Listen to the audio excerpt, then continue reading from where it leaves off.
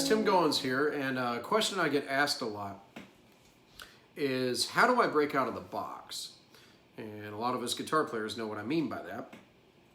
And what that is when most guitar players, I mean most guitar players in the world, most people who play guitar, when they're learning how to solo, learning how to play scales and whatever, they usually learn one, maybe two scale shapes, and that's about it.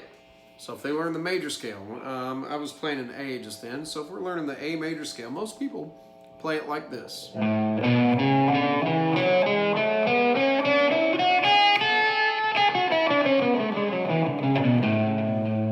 Now that's all well and good, but what happens is if that's all you learn, then when you're going to play over A major, for instance, if you're in the key of A and you're playing, and that's the only scale you learn, then you're stuck there.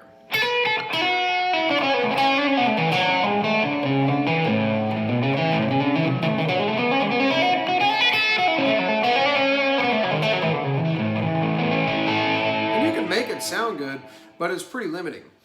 So guitar players struggle with, like, oh, how do I traverse the neck? How do I play in that key and play all over the neck like that? So back when I used to teach a whole lot, I kind of boiled it down into two pretty simple concepts that when you put it all together, you start to be able to visualize the fretboard entirely. All right. When I see a scale, when I'm thinking of A major, for instance, or G major, or Dorian, or whatever you want, it's like little dots light up all over the fretboard for me. And I can just see the scale over the entire neck. And now that's the goal that we want to get to. But how we get there, it's a bit of busy work, but I'm going to show you the two concepts. The first concept is we're going to break these scales down into one octave scale shapes. All right? Because most people, when they learn scales, they learn this whole 2-octave box.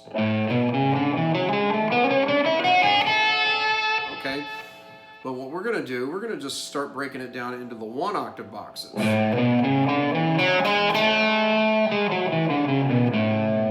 right? Now what we're going to find is that there are a few ways to play these scales and then tie the separate 1-octave scale shapes together to make our 2-octave scale shapes. All right? And then by doing that, you actually you have a whole lot more ways to play the same scale. So we'll stay in A. We'll start with that first shape. That's everybody knows. It kind of starts with your second finger. Okay,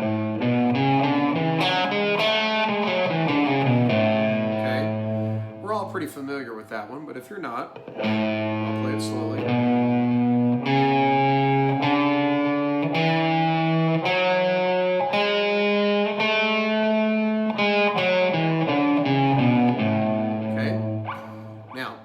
That's one way to play it, starting on the E string. Notice we are starting our low note there on the E string.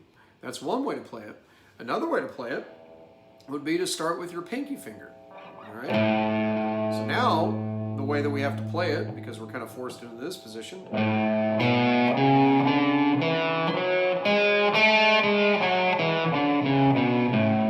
that next to the last note, I reach up with my pinky. You can also go here. Whichever one's more comfortable for you. I don't care. All right? So, there's two ways to play the same octave scale. All right? So now, already, we've got two different ways to play it like that. Now, if we stay in A, what we're going to do is we're going to try to find how to play the scale starting on the other strings. We're going to start it on the A string, we're going to start it on the D string, we're going to start it on the G string. Okay? So on the A string, we're going to find our A up here at the 12th fret. Now, that first shape, starting with the second finger, incidentally, is exactly the same as this one. We're just up here on the 12th fret. Okay? We can also start this one with our pinky. And then we end on the B string at the 10th fret there. now 2 ways to play it, starting on the A string. Now let's find it on the D string. That happens to be at the 7th fret of the D string. So we can start it with our second finger here, or with our pinky. All right, notice it's the same scale, you're just ending in a different spot. On the G string, there's one convenient way to play it. It starts with your first finger. You could do it up here.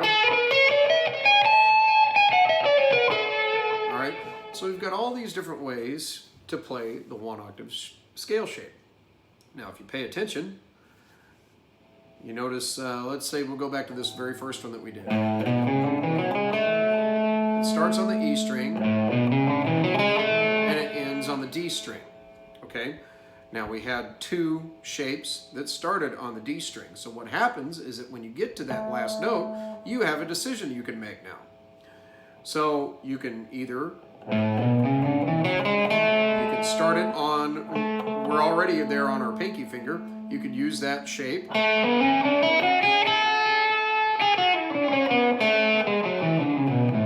Okay, which incidentally makes that 2-octave box I was talking about in the very beginning. Or with a little position shift there, you can move up to the shape that starts with your second finger. Watch this. I'll do it slowly.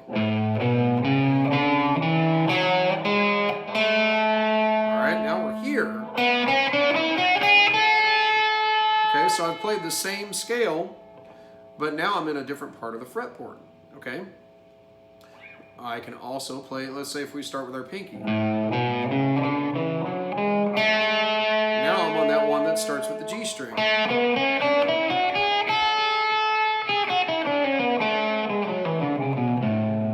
Okay, if I started on the A string, that one ends on the G string, so we can scoot up and use our first finger there. Okay, so we've got all these different ways to play and to connect these 1-octave scale shapes. Okay, keep in mind sometimes you can go up one shape and down another shape and stay in the same octave. So like, let's say, for instance, if we start on this D string one here with our second finger. All right. See that? I went down that shape that starts with the pinky on the...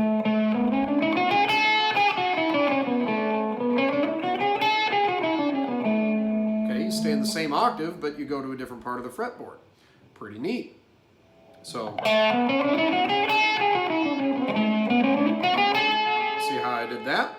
So all of this, again, like I said, is busy work. It takes a while to get used to it. The good thing is once you learn it from one scale, it becomes a lot easier to do for the others because the connections are the same. You're just in a different fret, right?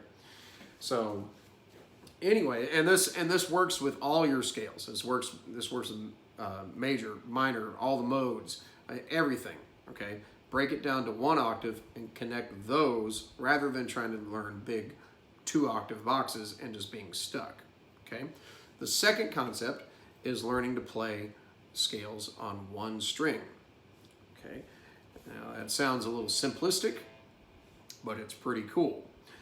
So what we're gonna do, first off I should say, we're staying in major here, I'm staying in A major, but no matter what the major scale is, the pattern of a major scale, the pattern of whole steps and half steps that creates a major scale is whole step, half step, whole step, whole step, half step. Okay, no matter what major key you're in, that is the pattern. Okay, so the cool thing about a 1-string scale is that, well, first off, it's pretty easy to see whole steps and half steps on guitar. A whole step is 2 frets, and a half step is 1 fret. Okay. Now, no matter where you start this scale, no matter what scale you're in, that relationship is always the same. So it's pretty easy to find. So what we're going to do, though, rather than just start from the A, okay, so here's our A on the E string and just going up the scale.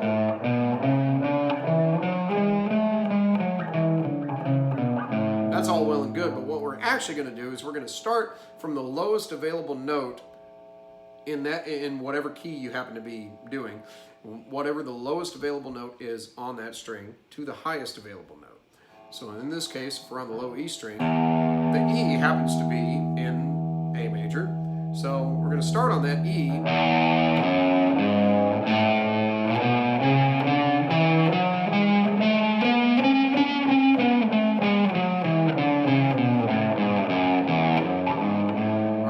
So I've learned that A major scale over the entire E string, okay? Now on the A string, the lowest note is A.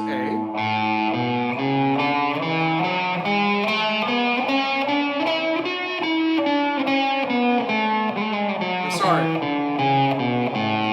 On the D string, the lowest note is D. It's still in the A major scale.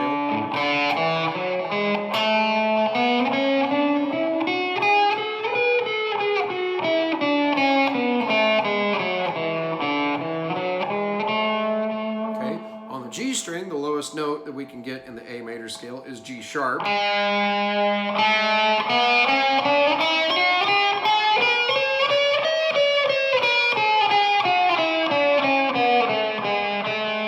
On the B string, the lowest note would be B.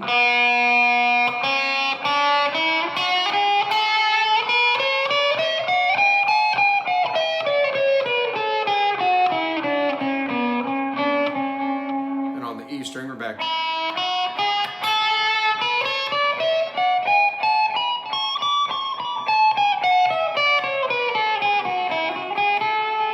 Now you can use whatever fingering you want. Obviously, playing on one string is a little bit of a finger twister, right? So whatever fingerings you want to do, if you want to mix it up, you know, however you want to do it. So the idea is once you know that scale on each of the individual strings and you know your little one-octave scale boxes, not only can you connect the scale boxes, the one-octave scale shapes, but you can use your knowledge of the one-string scales, you know, just the scale in general on one string, to go to different positions without having to rely on just shifting from box to box, okay? So you might go...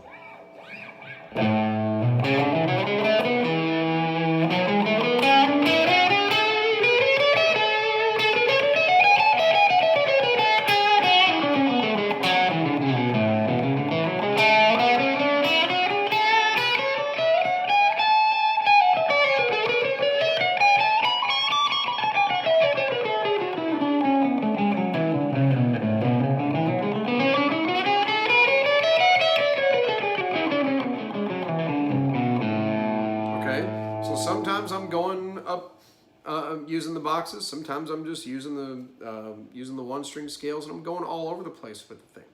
But it's still just playing the A major scale. So that's what I'm talking about. So again, like I said, it's a bit of busy work, but once you get the hang of it, you can have that scale all over the neck.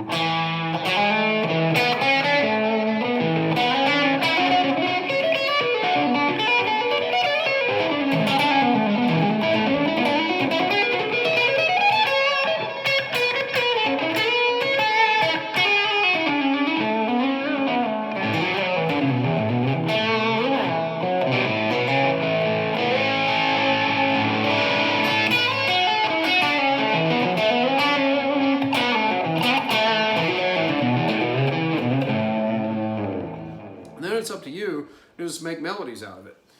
So take that, like I said, it's a lot of busy work and it will take some time to get this down.